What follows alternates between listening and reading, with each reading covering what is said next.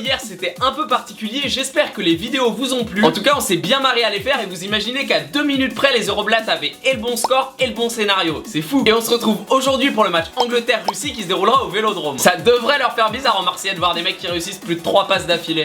Bon en tout cas c'était pas une grosse cote, mais malheureusement là-bas tout le monde a déjà commencé à se taper dessus. J'ai entendu dire que les Marseillais n'ont pas trop aimé quand les Rosebifs sont venus les chambrer pour Payet qui est parti pour seulement 15 millions. Enfin bref, les cotes du match pour commencer. L'Angleterre est favorite avec une cote de 1,95, le match nul est à 3,40 et la Russie 4,80. Et on commence avec la forme du moment. Après des éliminatoires de feu, 10 victoires en 10 matchs, l'Angleterre a remporté ses 3 derniers matchs de préparation contre la Turquie, l'Australie et le Portugal. Ouais, eux ils préparent l'Euro en jouant des équipes top 20 en classement FIFA pendant que nous on se tape l'Écosse et le Cameroun. Pourquoi pas Didier? Mais ça sera pas la Roumanie à tous les matchs. Chez les Russes on a perdu contre la République tchèque et fait match nul 1-7 partout contre la Serbie en match de préparation, ça fait pas rêver. Ils auraient peut-être dû jouer l'Écosse et le Cameroun. Et aussi on s'en rappelle, fin mars ils étaient venus prendre 4-2 au Stade de France. Du coup avantage clair à l'Angleterre au niveau de la forme. Du côté des effectifs, on a 2 équipes qui n'ont pas été épargnées par les blessures avant la compétition. Les Anglais ont ainsi dû laisser à la maison Oxlade-Chamberlain devant, Fabien Delph au milieu ou encore Luke Shaw derrière. Chez les Russes, les top players Cherichev et Denisov sont blessés, tout comme le milieu du CSK Zagov et le défenseur du Zénith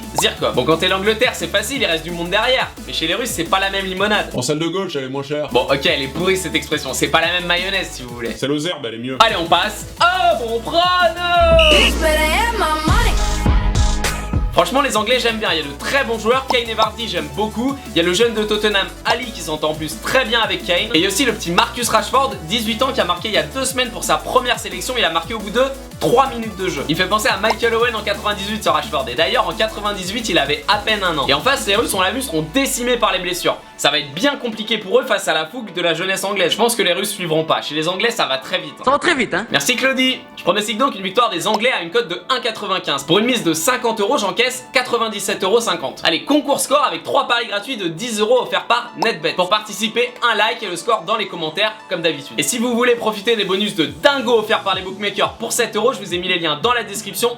Profitez-en. Les books se lâchent complètement sur les bonus pendant 7 €, faut vraiment en profiter. Et nous on se retrouve demain pour une vidéo sur Allemagne-Ukraine. Ciao. Les Euroblasts. Pendant près de 6 ans, elles se sont entraînées. Elles ont travaillé d'arrache-patte. Une préparation digne des plus grands champions.